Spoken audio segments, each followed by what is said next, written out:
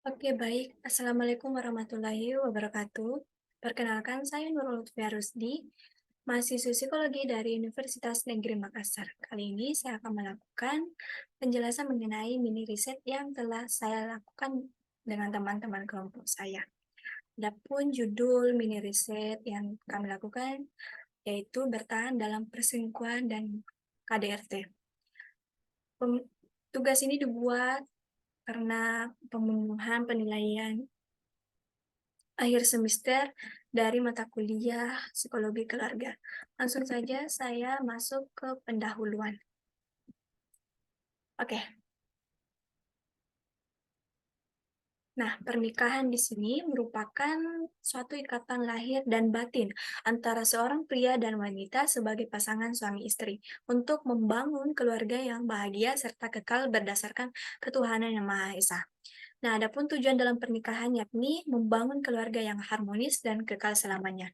Meskipun demikian, pada sebuah pernikahan itu pasti tidak hanya kebahagiaan dan kenyamanan yang ada di dalamnya, tetapi juga bisa menjadi sumber stres bagi pasangan suami istri dan juga bisa memicu konflik yang berkepanjangan. Nah, setiap keluarga pasti menginginkan kebahagiaan dan ketenangan dalam hidup mereka. Untuk meraih kebahagiaan tersebut tentunya itu memerlukan kejujuran dan keterbukaan. Itulah yang dinamakan komitmen. Nah, eh, di sini suami yang berperan sebagai kepala keluarga harus memegang komitmen pernikahan dan kesetiaan. Begitupun dengan istri, harus berupaya menjadi penyejuk dan mampu memberikan kepuasan lahir dan batin kepada suaminya.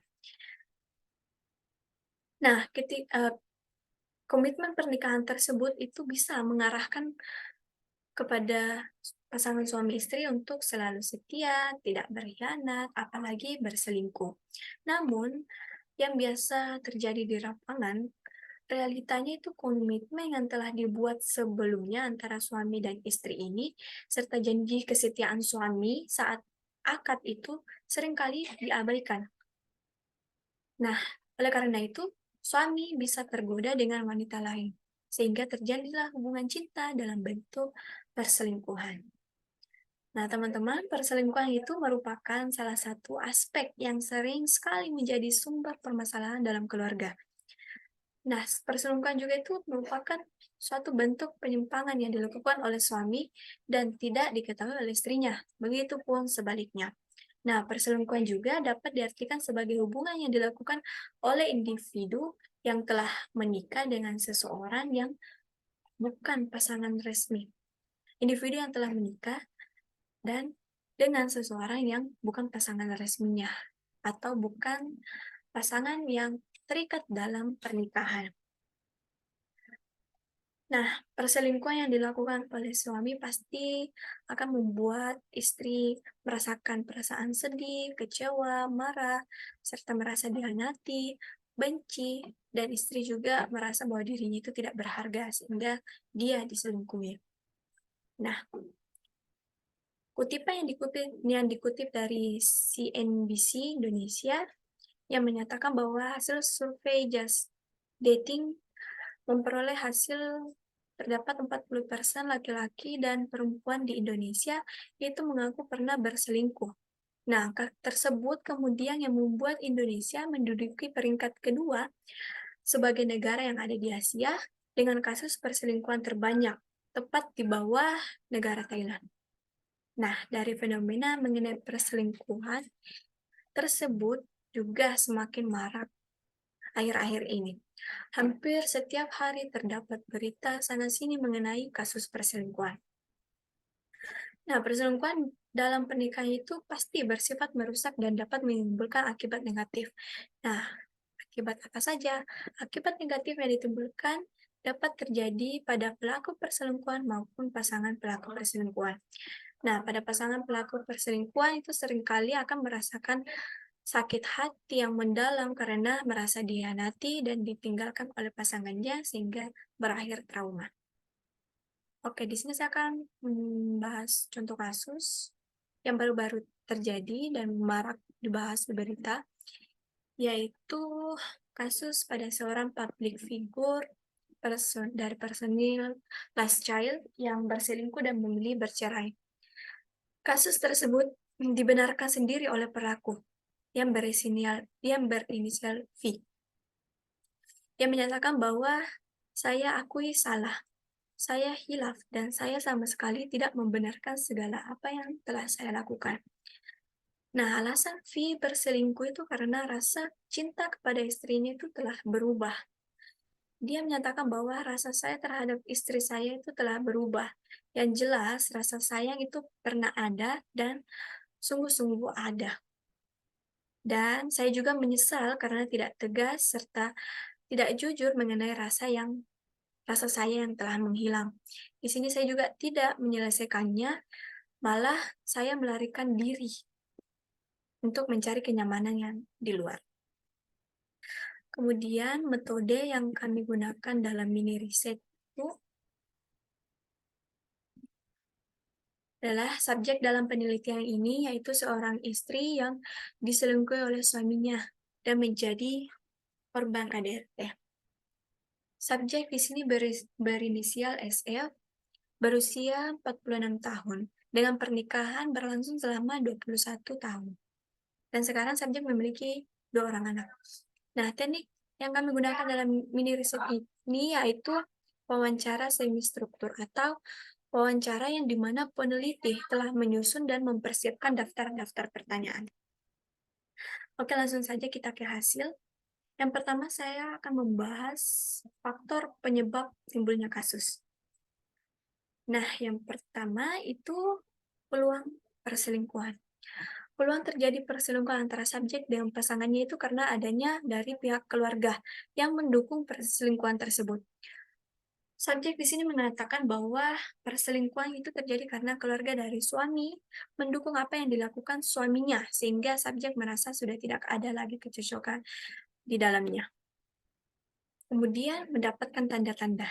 Nah, awal subjek itu mencurigai perbuatan suaminya itu datangnya dari mimpi.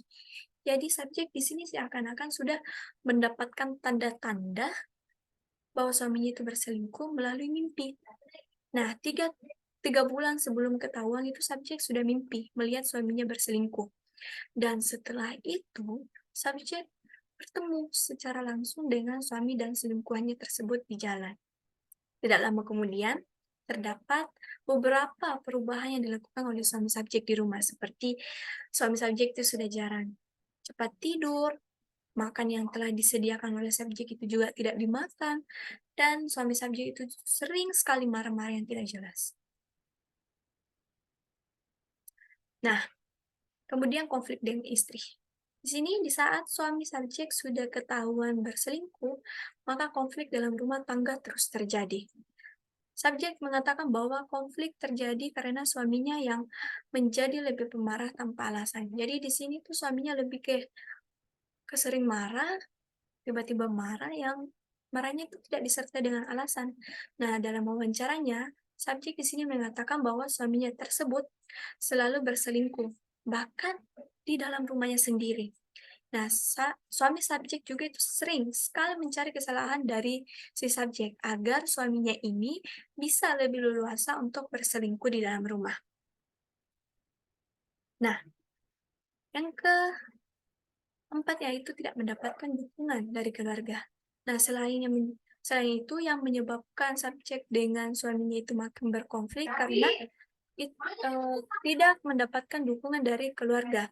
Dari hasil wawancara yang telah dilakukan, selain karena konflik antar pasangan, ternyata juga disebabkan karena tidak adanya dukungan dari keluarga terdekat pihak suami. Nah, adapun mengapa tidak ada keluarga pihak laki-laki yang membantu? Karena keluarga pihak laki-laki ini atau ipar dan mertua si subjek ini merasa iri. Karena subjek selalu mendapatkan sesuatu atau selalu diberikan hadiah oleh suaminya. Dan subjek juga mengatakan bahwa dia itu tidak mencari dukungan dari keluarganya dia sendiri karena dia merasa malu jika seseorang akan mengetahui masalah rumah tangganya. Kemudian yang kedua itu dampak. Di sini perselingkuhan tentunya pasti akan memberikan dampak kepada korban dari perselingkuhan tersebut. Nah, korban perselingkuhan tersebut bisa kepada istri dan anak-anaknya. Yang pertama kita akan membahas dampak kepada istrinya. Dampak pada istri itu KDRT yang pertama. Nah, subjek di sini mengatakan bahwa selama terjadinya perselingkuhan itu, suami subjek selalu melakukan kekerasan seperti memukul hingga mencekiknya. Nah, suami suami subjek juga itu menjadi sangat posesif sehingga melarang subjek keluar rumah. Nah, jika subjek di sini ketahuan, subjek akan dipukul oleh suaminya. Nah, subjek juga mengatakan bahwa subjek ini pernah diseret oleh suaminya di depan anak-anaknya, hingga ia beberapa kali mengalami babak belur di area wajahnya. Kemudian yang kedua itu memberikan reaksi negatif dan menciptakan dendam. Nah, dampak lain yang dirasakan subjek karena perselingkuhan ini adalah subjek merasa emosinya itu sudah tidak terkontrol atau emosinya itu sudah di luar batas dirinya sendiri. Di sini subjek sering merasakan selalu ingin meninggalkan anak-anaknya. Dan hingga saat ini subjek akhirnya itu menyimpan dendam kepada suaminya. Kemudian dampak kepada anak.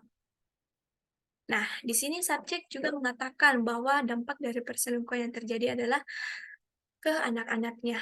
Anak-anaknya ini selalu merasa ketakutan ketika akan melihat si ayahnya.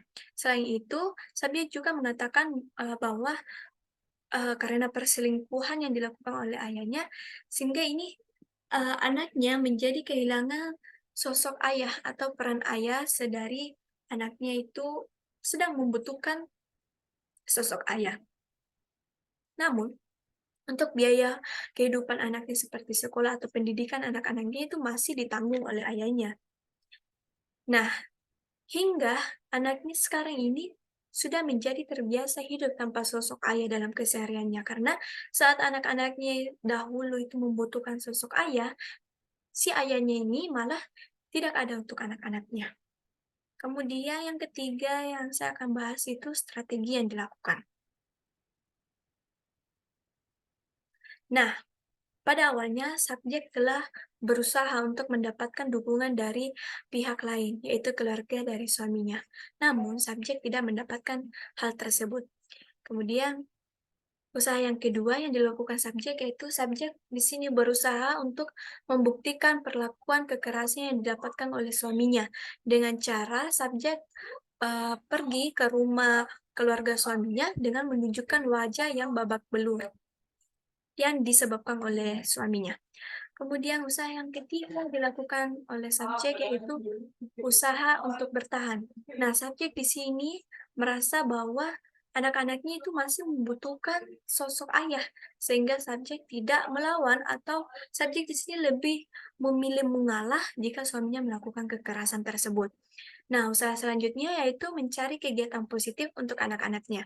Di sini agar anak-anaknya itu tidak terlalu larut atau tidak terlalu terbebani dengan masalah yang terjadi di dalam rumah. Nah, kemudian usaha untuk menyembuhkan perasaan. Nah, menyembuhkan perasaan itu merupakan salah satu usaha yang subjek lakukan agar anaknya itu tidak terpukul melihat keadaan dari ibunya. Nah, selanjutnya usaha yang terakhir yaitu usaha untuk bangkit.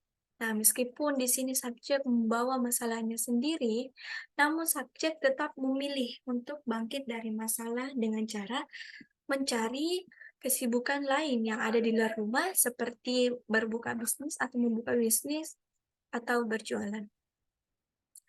Oke, setelah hasil kita masuk ke pembahasan. Di sini saya membuat pembahasan dalam bentuk bagan agar lebih efektif atau mencakup semua secara keseluruhan dalam satu slide. Nah, pembahasan. Pertama, perselingkuhan itu merupakan kedekatan emosional dan kegiatan seksual yang dilakukan oleh salah satu pasangan yang telah menikah dengan orang lain yang bukan pasangan resminya. Nah, adapun faktor yang menjadi penyebab terjadinya perselingkuhan dalam keluarga subjek yaitu suaminya yang pertama itu pasti mengabaikan komitmen yang telah dibuat. Kemudian suaminya di sini mendapatkan peluang dari peluang dan dukungan dari pihak keluarganya sendiri. Subjek mengatakan bahwa keluarga dari suaminya itu tidak menyukai subjek, sehingga mereka mendukung perilaku suaminya yang tentu saja dapat merugikan dan membuat subjek merasa tidak nyaman atau tidak adil. Nah, selain itu, hubungan antar subjek dan suaminya yang kurang harmonis atau cukup sering berkonflik. Nah, dari kasus perselingkuhan seorang suami, timbullah dampak yang tidak hanya dirasakan oleh seorang istri, tetapi juga berdampak pada anak-anak sendiri. Nah, dampak perselingkuhan yang dialami oleh subjek yaitu adanya kekerasan rumah tangga yang dilakukan oleh suaminya,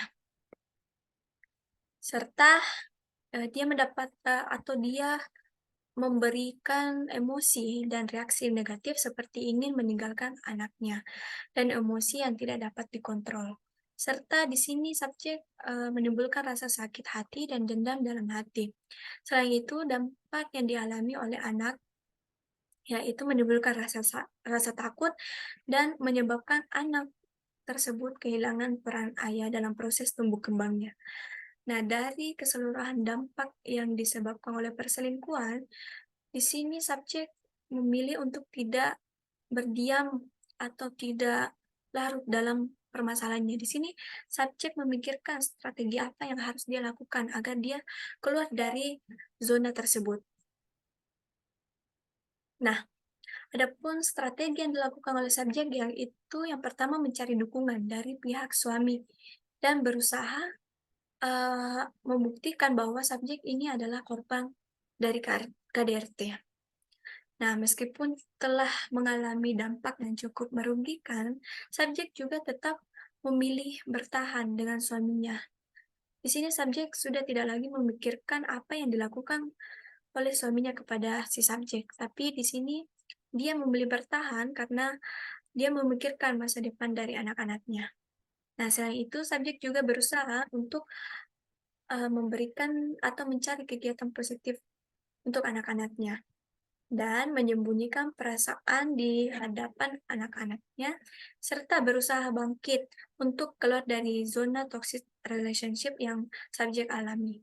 Dengan cara, subjek di sini mencari kesibukan di luar rumah seperti berbisnis atau membuka usaha seperti berjualan. Nah, di sini saya menjelaskan perbedaan penelitian yang kami lakukan dengan penelitian yang sudah ada, yaitu penelitian terdahulu terkait tema ini memang sudah cukup banyak membahas, namun masing-masing itu memiliki titik tolak yang berbeda. Meskipun sebagian cukup serupa, namun tetap signifikan pembahasannya itu cukup jauh. Nah, seperti penelitian yang dilakukan oleh Zulkifli tahun 2018, yaitu di sini dia membahas mengenai faktor-faktor penyebab terjadinya perselingkuhan di tempat kerja. Sedangkan pada penelitian yang kami lakukan, yaitu untuk mengetahui apa sih faktor, dampak, bahkan upaya korban untuk bangkit dari perselingkuhan tersebut.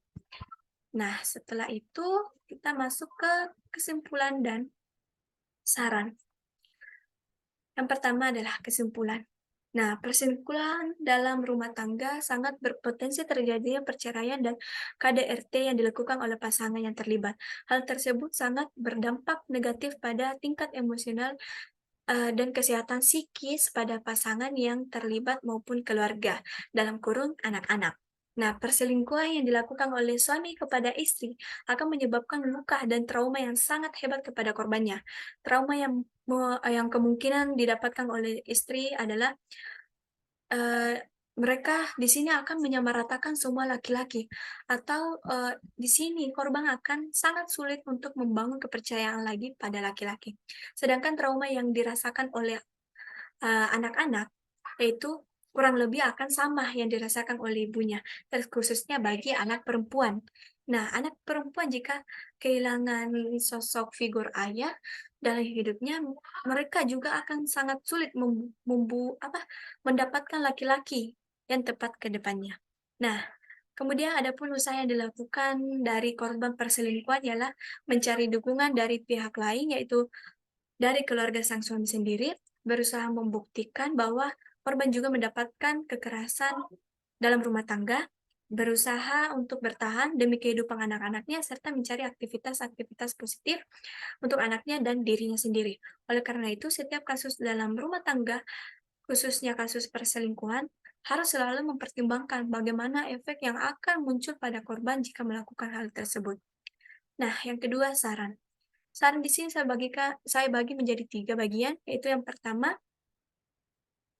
kepada, apa, pelaku.